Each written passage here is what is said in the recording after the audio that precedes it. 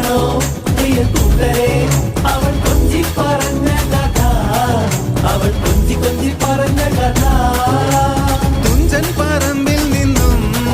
ഒരു പഞ്ചവർണ്ണ കിളി പറന്നേ